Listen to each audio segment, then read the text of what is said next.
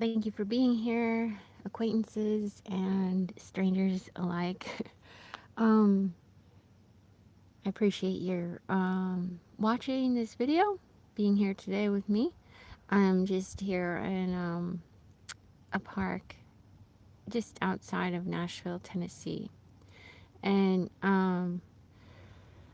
so it's a place where people can put their boats in and go out on this lake. Um, and this happens to be one that is well known, I guess, for people dying in it, um, which is kind of a weird thing, but they have a sign over here that says how many people died in the lake and how they died, whether they had life jackets on or no life jackets on. So maybe a lot of people have come out here partying or something on the water and didn't quite make it back. So I'm not sure exactly how people have died in here. It doesn't seem dangerous to me. But maybe it is if you're swimming and people are boating, and I don't really know how any of them happened. So, um, but it is something they have marked and signage about at every point on this lake where people come to partake in the beauty of it. Anyway, so here I am today, and I'm just sharing today about my ability to make myself my own food here while I'm camping out in places like this. This is where I slept last night, and I had the whole place to myself, and it was quite lovely and beautiful to be here alone primarily through the whole night. So, um, what a special gift that was. And to wake up this morning to, solitude right before the sun rose. And I just love doing things like meditating or healing work or praying while the sun is coming up.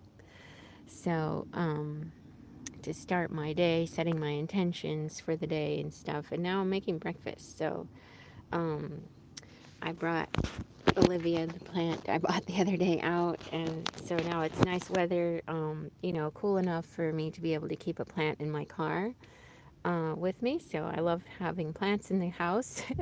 And so winter is a good time to do that usually. And succulent plants are pretty, you know, hardy.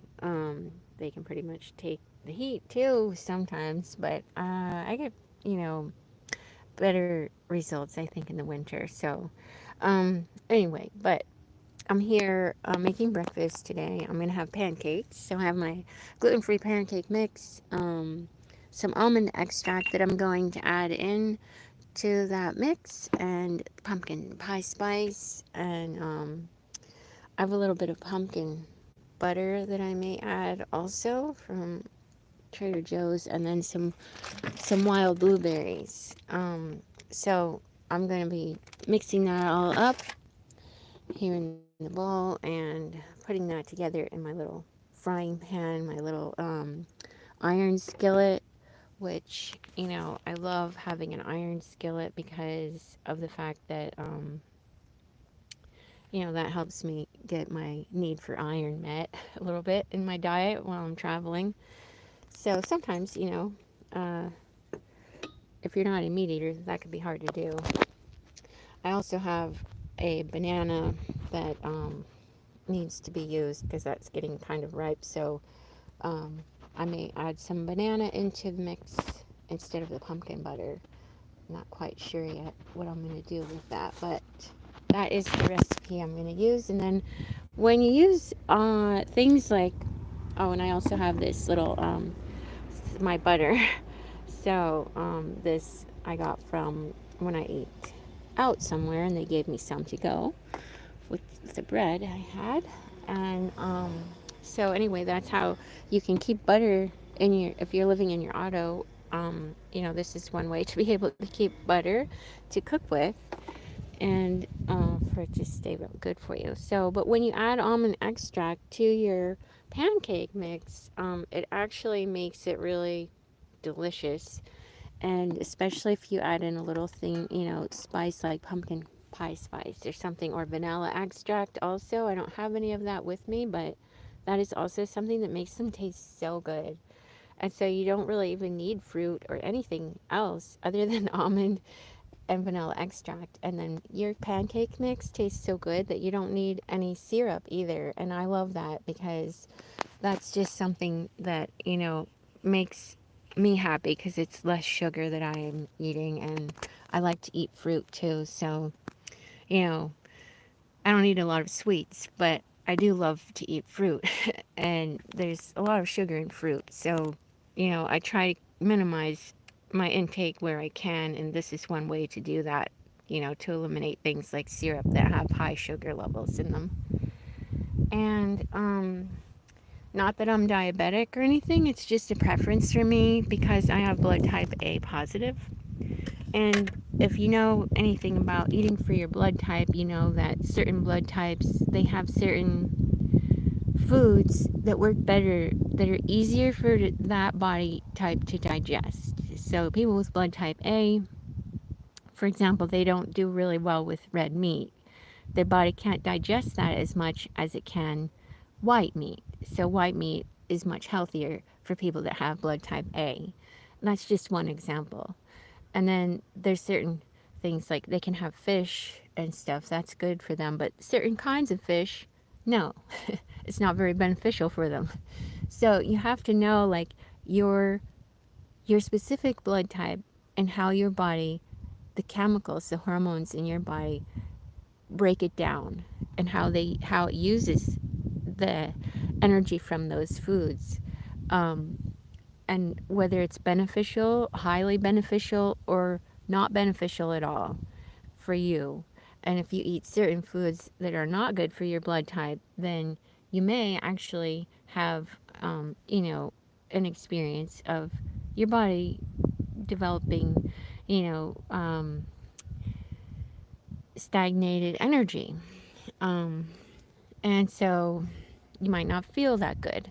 It might take longer for your body to process the food that you're eating than it would if you had a different blood type. So don't think that just if you're a parent, just because you like a certain food and it tastes good, that it's actually good for you. Now, of course, it does depend on, if you're using the law of attraction, you have to consider that your beliefs about what you're eating matter a lot. And also, so do your emotions. How do you feel when you eat this food? Does it make you feel really happy inside to be eating that food? Or does it make you feel guilty? Or does it like remind you of somebody that you used to love and now you don't have a relationship with them and it's hard for you to think about them anything positive? So if that's the case, probably stop eating those kinds of foods that make you feel that way. And then your health will improve too. But so will your digestive tract, the health of that and your gut and everything. And your intuitive abilities will get stronger as a result too. But you also need education too to go along with your intuitive nature. um, Book knowledge. There's two sides to our brain. So when we use both sides and are hooked up to both the intuitive side and then also the book knowledge side that's, more scientific. Um, and when you combine those two things, then you can see how it all goes together and makes sense. And so that's why I'm just sharing that. There's a book out there that's called Eat for Your Type. If you want to learn more about that, about what foods are highly beneficial for you and or non-beneficial, not beneficial at all, or just beneficial, neutral, they're not beneficial or non-beneficial, they're just neutral. And so then you'll be able to learn more, or maybe, do your own little research on yourself, scientific study on you, and, say, oh, well, I seem to have been drawn to these kinds of foods all my life. And now that makes sense for me, because I've been healthy all my life and I've been eating this way. Well, maybe you're naturally intuitive and you just already knew that's what was best for your body and your parents supplied it for you. Or you know, maybe you weren't feeling so good. You got overweight, or you got diabetes, or you got cancer, or something like that. You can also learn about what foods cause those kinds of things in your blood type. Not the It's not the same foods for every blood type. So I know a lot of doctors may not know that, but um, if you do your research, you might learn it for yourself. So anyway, or if doctors do know, maybe they don't talk about that with their patients. They don't have time in the office to do that. So they only have a specific number of minutes they're allowed to spend usually with each person due to insurance reasons. So I'm just sharing today a little bit extra that they're not able to share with you, even if they do have the knowledge and may not have time to. So, um, anyway, so now, because that, that could be like a whole class they could teach on it or something.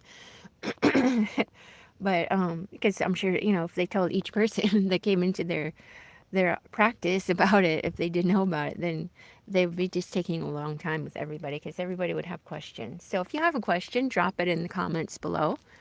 Um, and also, I am working today with flower essence, which I love working with flower essences with nature, um, to support my body in um, being the best it can be, in terms of the best vessel for spirit that it can be, the best version of myself I can be.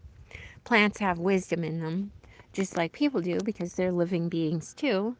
And every living being has wisdom, the ability to learn and grow from its experiences. Trees have different experiences than humans do. Obviously, they're a different, species altogether. So they they have a lot of wisdom that we don't. So it makes sense that, if we use the essence of the plants, take the essence of that and distill it down and put it into a bottle, then we're able to receive information from that plant and in a very subtle way. This is a Native American practice and belief that they used to use, and I believe they still do. Um, so it's kind of a shamanic practice or Native American practice, if you will, and philosophy or belief about healthcare and something you can do to assist yourself in reducing your own stress through plants and the wisdom of the plants. And, you know, maybe resolving conflicts in your life that you're unable to resolve in a really healthy, calm, soothing way. Sometimes the plants, in the form of an essence that's in a bottle, will help break that bondage from your past. It will give you your spirit or your soul the necessary and appropriate information that it needs to be able to learn what it needs to learn at that level to help you as a human to be able to address that in a healthy way for you using the wisdom of the plants and how they went about doing it. Okay, so if it's not beneficial for you, your soul and your higher self, they're not going to share that with you. But if it doesn't resonate or something. So, or it's not needed. But anyway, so this one is called The Kindness of Untangling. That's what they named this one. And this is from the Green Hope Farm up in New Hampshire, and they are the ones that made this. It's a lovely place to get these if in case you're interested. And this is from the Camino collection. They have a lot of different collections of different essences that are helpful for different reasons. They help you with different things in life. Variety of things, from health problems to relationship problems to, you know, money problems to anything. So, anyway, here I go. I'm going to start working on making the pancakes so I can get to work on time today or close to it. And, yeah, anyway, all right. So, I have a piano lesson later this evening, and I want to be on time for that too. And it looks like it might rain too. So this will be a good day. I'm thankful for the sun behind the clouds. I'm thankful for the water, the beautiful still water here before us today that's providing us with that sense of tranquility that offers us, the calm, soothing presence that it has. And I just so appreciate that. And so I just want to give thanks to God for this beautiful planet that we live on, for the way that people take care of it, everybody who contributes to this planet being a better place. I am so grateful for their presence here, for their contributions to this world, being able to come here today and find literally very little trash on the ground. I did find a little bit, like a couple of pieces, and I picked it up myself and put it in the trash can. So, I see that this park has trash cans. It's pretty responsible. They have trash cans spread throughout, and it's very, a good number of them so that people will actually use them. I find when I'm in parks where there are not a lot of trash cans, people don't really use the trash can when they have trash and they just throw it on the ground. And, so sometimes I'm the kind of person, I'll just pick it up for them. But I always ask first, God, is this my responsibility to do this today? Or is there someone who's more healthy, more mutually beneficial, who needs the experience of doing that more than I do, that you have in mind for this task, or that would be more appropriate to do that? Is there someone else other than me that you would like to do this? So I don't want to take somebody else's job away from them or do something that's divinely designed for them. And maybe they're supposed to pick it up so they can meet someone else that's on their path and it's a divine intervention for them or a divine appointment or something. And I would be interfering with that if I picked it up without asking first. This is just wisdom that I have and that I've learned throughout the years of being a facilitator of advanced intuitive healing. And I do Reiki and stuff, so I do consider nature and her will for herself, and God's will for itself, and what its plans are for all of us, not just me. So, you know maybe I'm different like that, but I that's just a practice that I have and something of value that I felt like I needed to share today to support you and maybe having a better relationship or a better experience with nature yourself.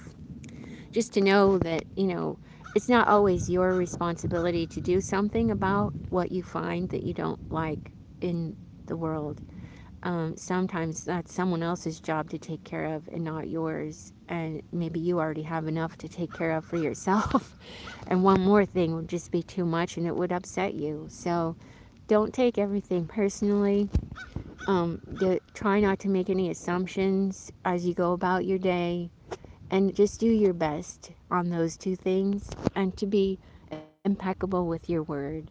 So, to check in with yourself about what's true for you, what's true for God. What is God's will for you? Excuse me. And,